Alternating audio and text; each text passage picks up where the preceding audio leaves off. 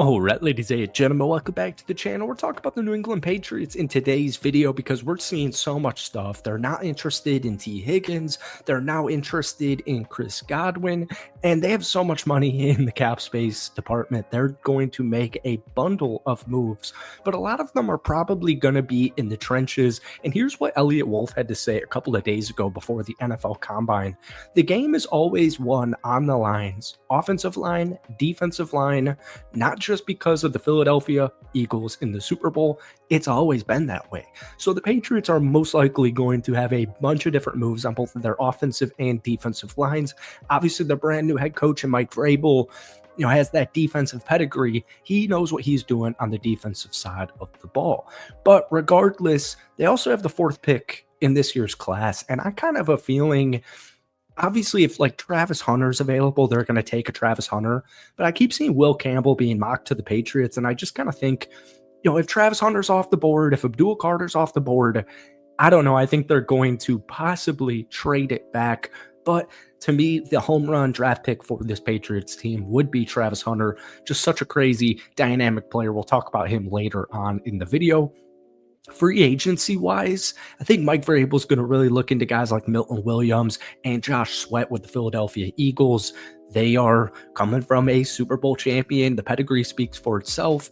On the offensive side of the thing, like I said, they're going to make a bunch of draft picks. They have a bunch of draft picks, but they're also, in my opinion, going to sign a bunch of tackles, some guards, what have you, in free agency. And that's where you're going to see a bulk of the spending. But I want to talk about the wide receiver position. But folks, before we do, hit that like button, hit that sub button for daily NFL content. We post a ton of Patriots videos on this channel as well. But shout out to our sponsor, BetUS. You can go over on betus.com/casino to claim a 200% sign up bonus. All right. So the Patriots apparently are eyeing a wide receiver trade. And then earlier today, a couple hours ago, we just saw that the Patriots have been linked as a suitor for Chris Godwin if he hits the open market. Now, recently, we learned that the Patriots are going to be out on T Higgins.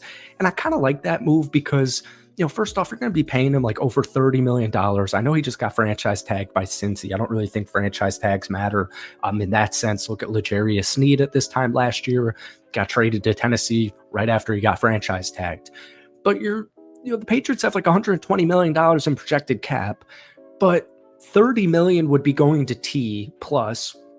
And T Higgins' biggest issue is availability. He hasn't really been durable. He hasn't really been reliable in the last couple of seasons. So apparently they're going to try to feel out the wide receiver trade market according to league sources.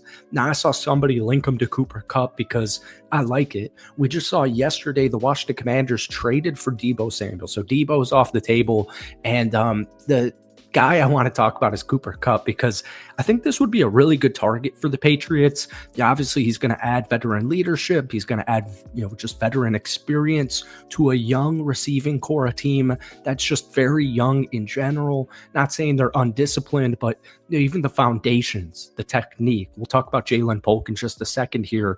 But the biggest question for the Patriots trying to acquire Cooper Kupp is it even worth giving up a draft pick for? He's 31 years old. The Rams might straight up release him, but I do like the idea of giving Drake May, a veteran, experienced gadget wide receiver, and Cooper Kupp, who's always either open or it gets open. And I just like the idea of pairing Drake May, coming off a really solid rookie season, 15 touchdowns, 10 interceptions. He also ran for over 400 yards and 2 more touchdowns.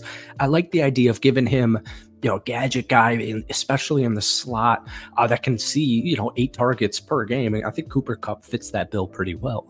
But even if they don't trade or if he gets released, another guy apparently the Patriots are interested in is Chris Godwin. So per ESPN's Jeremy Fowler, the Patriots might get involved if Tampa Bay wide receiver Chris Godwin hits the free agent market. He also noted that Godwin would be far and away the top free agent receiver now that T Higgins is expected to get franchise tagged.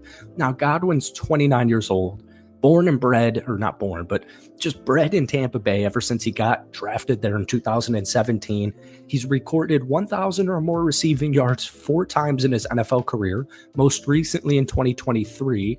He was on pace for career highs in receiving yards and touchdowns this past season before, unfortunately, a dislocated left ankle ended his season after only 7 games.